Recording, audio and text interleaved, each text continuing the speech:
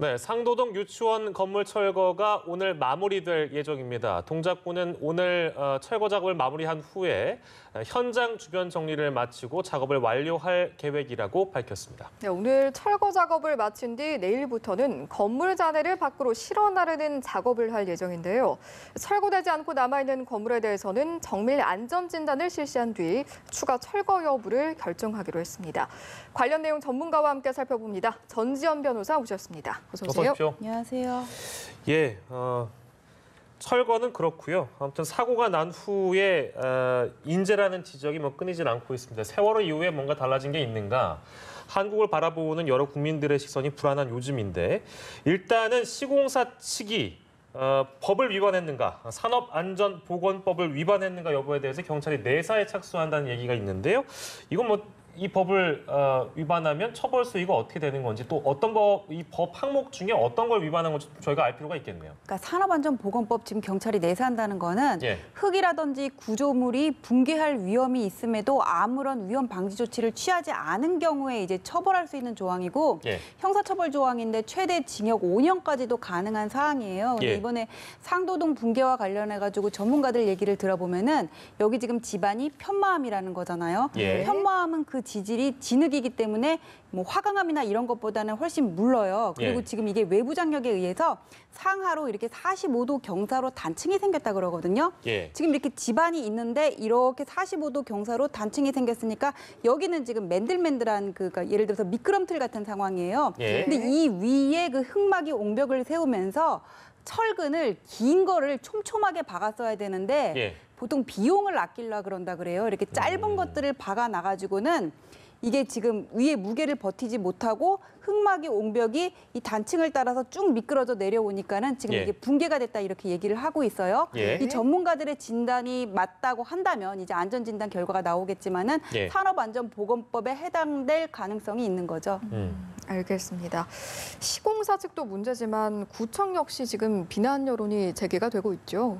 그러니까 이게 지금 붕괴된 게 6일이잖아요. 예. 근데 그 전날 유치원에서 민원 제기를 했다 그래요. 예. 이 필로팅 기둥에 균열이 생긴다, 기울기가 발생했다, 실내에도 균열이 생기고 있다, 옹벽에 구멍이 생긴다, 이런 지금 위험천만한 사항을 민원 제기를 했다고 하는데 예. 구청에서 뭐라 그러냐면은 1시 반쯤에 우리가 보고는 받았는데 다른 민원 때문에 바빠서 즉각적인 조치를 취하지 못했다 지금 이렇게 얘기를 하고 있어요. 예. 근데 만약에 민원이 들어간 게 이때가 처음이라면은 그럴 수도 있지 이렇게 넘어갈 수가 있는데 예. 5달 전에도 전문가들이 안전진단 결과 붕괴 가능성이 있다 이런 것들을 이제 구청에다 통지를 했다고 얘기를 했거든요. 예. 이 정도 되면은 이제 공무원이 나가가지고는 아이들을 즉각 하교를 시키고 그다음에 예. 어떤 원인이 있는지 그 시공업자를 만나서 얘기를 해보고 현장에 나가서 계측기는 제대로 설치되었는지 이런 부분들을 좀 조사하고 예. 뭔가 좀 즉각적인 조치를 취했어야 되는데 예. 인명이 걸린 문제에 대해서 너무 이게 안이하게 대처한 게 아닌가 좀 그런 생각이 듭니다. 왜 5개월이 지났는데도 이렇게 대처가 취해지지가 않은 건가요?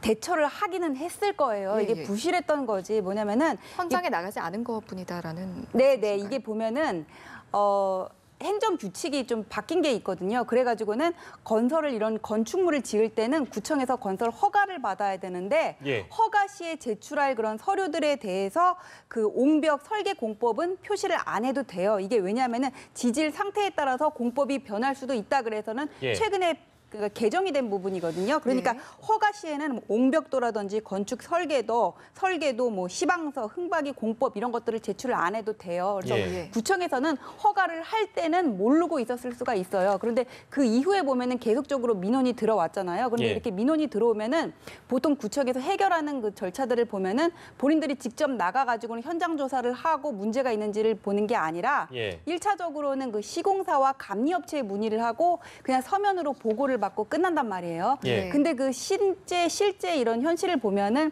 감리업체들은 정말 뭐 붕괴될 가능성이 명백한 아주 그냥 급박한 위험이 아닌 경우에는 예. 대부분 이렇게 넘어가는 경우들이 많거든요. 근데 관행이 이렇다면은 이게 인명이 걸린 문제였는데 조금 이게 좀 더 적극적으로 대처를 했어야 되는 게 아니냐. 그냥 우린 그 정도 했으니까는 할 만큼 했다 이렇게 하는 거는 좀 면피성 발언이지 않나 그런 생각이 듭니다. 예, 알겠습니다. 이제 그 행정적으로 우리가 손봐야 될 부분도 적지 않다는 것이 이번에 드러나긴 했는데요. 아까 그 전지현 변호사께서 계측기 얘기를 해주셔가지고요. 계측기만 있었어도 붕괴 조짐을 미리 알 수 있었을 것이다. 이런 전문가들의 의견이 나오고 있어서 이것도 그러면 계측기 설치에 대한 의무도 그러면 동작구청에서 했었어야 되는 거라고 봐야 됩니까? 아니, 계측기를 동작구청에서 설치할 의무는 없는 거죠. 이거는 네. 시공사 측에서 알아서 했어야 되고 감리업체에서 지적을 했어야 되게 됐던 문제예요. 근데 예. 이 계측기는 금천구 붕괴 사고 때도 금천구 도로 균열 사고 때도 그 얘기가 나왔었거든요. 예. 붕괴된 지점에 계측기 설치가 안 돼 있다 그래요. 예. 그러면은 구청에서 이걸 설치할 의무가 없다고는 하더라도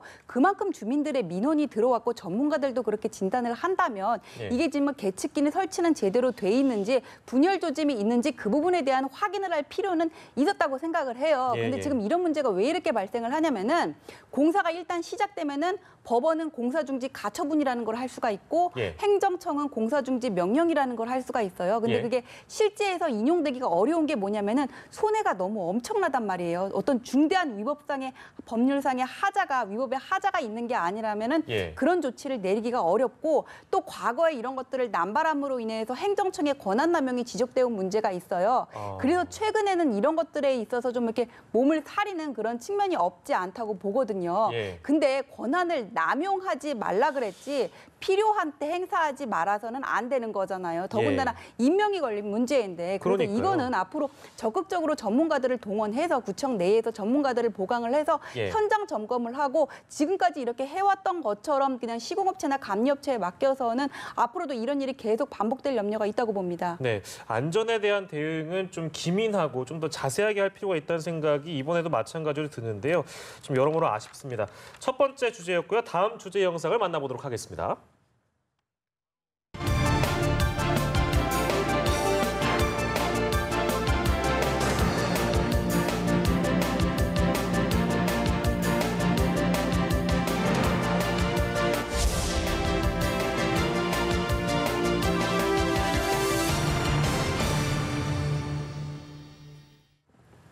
네, 사실 잊을만 하면 터지는 이 학교폭력 사건, 예방과 대책을 두고 여러 가지 의견이 있었는데 이번에 학교폭력 가이드북이 4년 만에 개정이 됐다고 합니다. 이전과는 어떤 차이가 있는 건가요? 그러니까 여기서 중요한 거는 먼저 첫째로 가해 학생이 재심을 청구를 했을 때 이걸 피해 학생에도 알려주라 이 얘기예요. 예. 이게 무슨 얘기냐면은 학교 폭력이 발생하면은 학폭위가 구성이 되고 여기서 뭔가 이렇게 조치를 취합니다. 거기에는 예. 퇴학도 있고 전학도 있어요. 예. 근데 가해 학생이나 피해 학생이나 여기에 대해서 불복을 한다면은 재심 청구를 할 수 있어요. 가해 학생 같은 경우에는 이제 시도 학생 징계조정위원회에다 재심 청구를 하거든요. 예. 근데 재심을 해가지고 그 심리가 열렸을 때 이거를 피해 학생이 몰라서 이거를 참가하지 못하는 경우가 있단 말이에요. 그렇게 되면은 이게 일종의 재판인데 예. 피고인의 말만 들어보고 어떤 재판을 하는 거나 마찬가지잖아요. 예. 양쪽 진술을 들어봐야지 우리가 솔로몬의 선택을 할 수가 있는 건데 네네네. 한쪽 말만 듣고 이렇게 판결을 내리게 되는 그 처분을 예. 내리게 되는 결과가 발생하니까는 예. 앞으로는 이것들이 어떤 절차의 공정성을 기하기 위해서라도 가해 학생이 재심 청구를 하는 경우에는 피해 학생에게 알려라 이런 내용이 들어가 있고 하나는 이제 학교 전담 경찰관을 통해서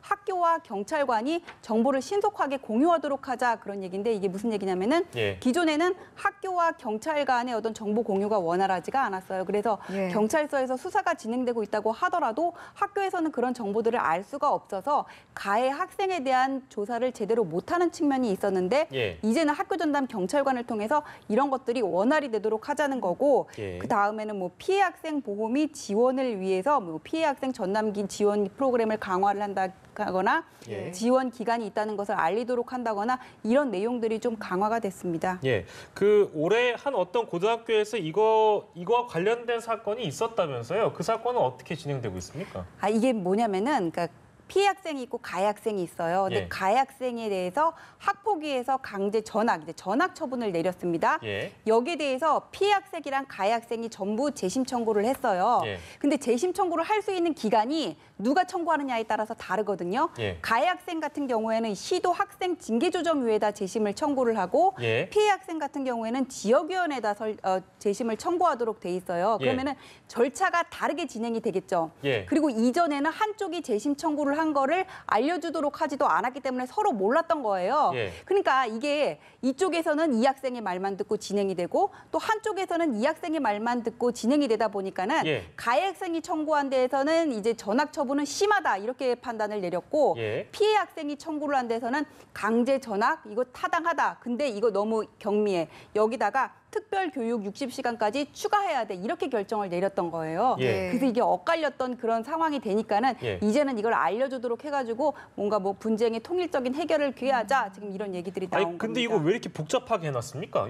이게 뭐 어디 관련법에 있는 거예요? 아니면 예, 이거 학교폭력법에 그렇게 규정이 돼 있습니다. 가해 학생이 아. 청구하는 경우에는 이렇게 하고 뭐 피해 학생이 청구하는 경우에는 이렇게 하고 예. 근데 이거를 최소한 그래도 알려주기라도 해가지고는 예. 서로 한 절차에 참가할 수 있는 기회를 만들어서 한꺼번에 해결하자 지금 이렇게 얘기를 하는 거예요. 그럼 이번에 뭐 개정된 걸로 인해서 이제 이와 같은 상황은 좀 없어지게 될 수 있게 된 거네요. 예, 앞으로 뭐 이렇게 다르게 판단이 나오는 상황은 없어질 네, 것 예. 같습니다. 아까 말씀하신 그러면 그 학교 전담 경찰과 이거 이제 보강이 되면 실제 어떤 학교 폭력 예방에 도움이 될 거라고 기대해도 되겠죠? 아니 이게 정보를 공유하는 게 사건을 해결하는 데는 그 사건을 마무리하는 데는 도움이 되지만은 예. 저는 범죄 학교 폭력 예방이라든지 어떤 재범 방지에는 예. 큰 도움이 안 된다고 생각해요. 이거는 일종의 수사 절차에서 이렇게 하자 그런 얘기거든요. 예, 예. 이게 왜냐하면은 지금 학교 폭력의 문제점들을 보면은 이게 전부 다 법적 분쟁으로 흘러가요. 이렇게 예. 부모가 개입을 해가지고는 내 자식이 왜 사과를 해 이러면서 변호사까지 개입돼가지고는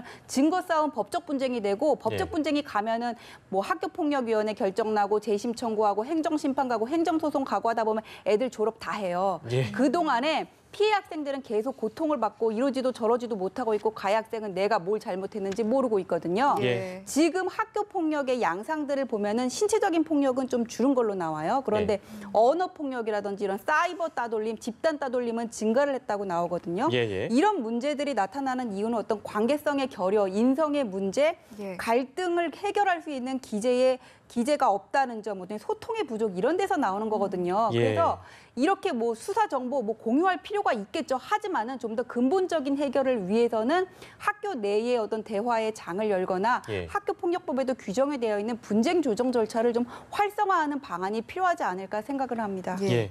또 이제 어떤 대책면에 있어서 학교 폭력 피해 학생이 보호를 받을 수 있는 방법도 좀 추가된 사항이 있나요?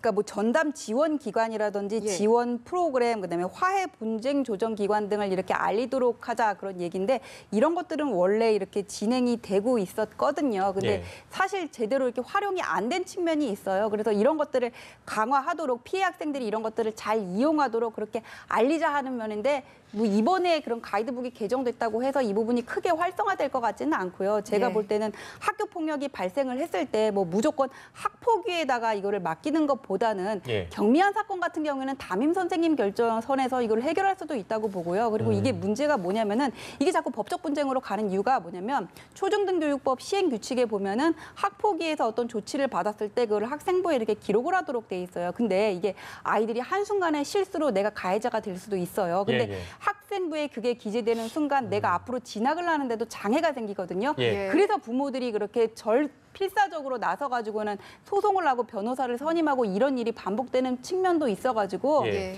이걸 어때 강하게 처벌하는 거 뭐 물론 중요하겠지만은 예, 예. 그거보다는 좀 원만한 해결이라든지 예방책에 앞으로 좀 더 주안책을 맞춰야 되는 게 아닌가 싶습니다. 예, 잘 들었습니다. 두 번째 주제로 만나본 학교 폭력 가이드북이 개정됐다는 얘기를 만나봤고요. 마지막 주제로 넘어가도록 하겠습니다. 주제 영상 보시죠.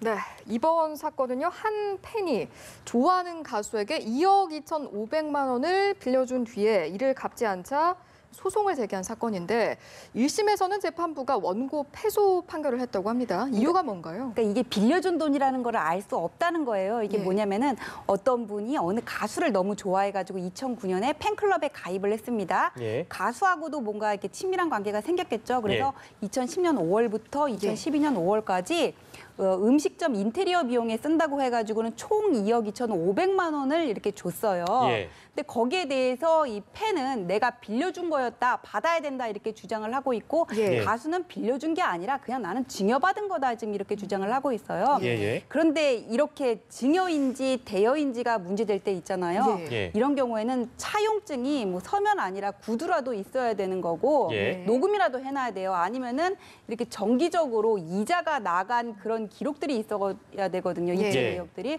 근데 여기서는 그런 증거가 하나도 없었어요. 근데 이런 경우에는 대여했다 그런 주장을 받아들이기가 어렵거든요. 예. 그래서 재판부는 대여라는 거를 입증할 책임은 빌려줬다는 사람 원고한테 있는데 이거 대여했다는 증거가 아무것도 없지 않냐, 인정하기 어렵다 지금 이렇게 판단을 했습니다. 아, 따로 어떤 증거를 그 이제 민사 소송을 제기한 그 팬분이 내밀었는지는 뭐 따로 나온 게 없고요. 네네. 알겠습니다. 이 뭐 이제 사실 팬하고 가수의 이런 일이 있다라는 건 좀 생소한 일이라서 저도 좀 이 사건을 주의 깊게 봤는데 현행법상 그러니까 만약에 이 민사 소송을 제기한 팬분이 아까 말씀하신 그런 확실한 증거가 있다면 현행법상 돌려받을 수는 있는 거예요, 그러면? 아니요, 그냥 가수가 내가 너무 돈을 많이 받은 것 같아, 미안해, 그냥 이러고 주기 전까지는 돌려받을 방법이 없어요. 그래요? 돌려받기 위해서는 내가 이 돈을 그냥 준 게 아니라 이러고 준 게 아니라 빌려준 거여야 되거든요. 예. 근데 빌려줬다는 거를 입증하기 위해서는 증거가 있어야 되는데 네네. 차용증이 없으면은 내가 빌려줄게, 언제 갚을게 하는 그 대화를 녹음한 녹음 내역이라도 있어야 돼요. 예. 그게 아니면은 매월 그렇게 일정 기간별로 이렇게 주기적으로 이자를 납부한 계좌이체 내역이라도 있어야 되는 거거든요. 네네네. 그냥 이렇게 나 혼자 빌려줬다 그러면은 이게 재판부가 빌려준 거라고 보기가 힘들어요. 예. 이 상황을 또 보니까요. 이 팬이 이번 사건에 2억 2,500만 원 외에도 또 지속적으로 후원을 해왔다고 하거든요. 이번 패소 판결에 이런 어떤 다른 측면에서의 후원도 좀 큰 영향을 미쳤다고 볼 수 있을까요? 그래서 저는 이 패소 판결하고 후원금을 계속 준 거하고는 큰 연관은 없고 결국에는 어떤 없다는 차용증이나 거예요. 주기적인 이자의 지급 여부가 중요하다는 예, 그 말씀이시죠? 후원금을 이렇게 계속 준 거는 후원금을 이렇게 줄 수 있었음에도 따로 이렇게 돈을 준 거는 뭐 빌려준 거다 이렇게 생각할 수도 있지만 예. 이렇게 매달 후원금을 줄 정도로 관계가 각별했으면 또 이걸 줬을 수도 있다 이렇게 볼 수도 있거든요. 그래서 예. 후원금을 총 얼마를 줬는지는 기사에 안 나와 있더라고요. 예. 근데 이 후원금하고 이 2억 2,500만 원은 좀 별도로 생각해야 될 것 같습니다. 예, 알겠습니다. 세 번째 이슈까지 저희가 만나봤고요. 오늘 다양한 이슈들 전지현 변호사와 함께했습니다. 고맙습니다. 고맙습니다.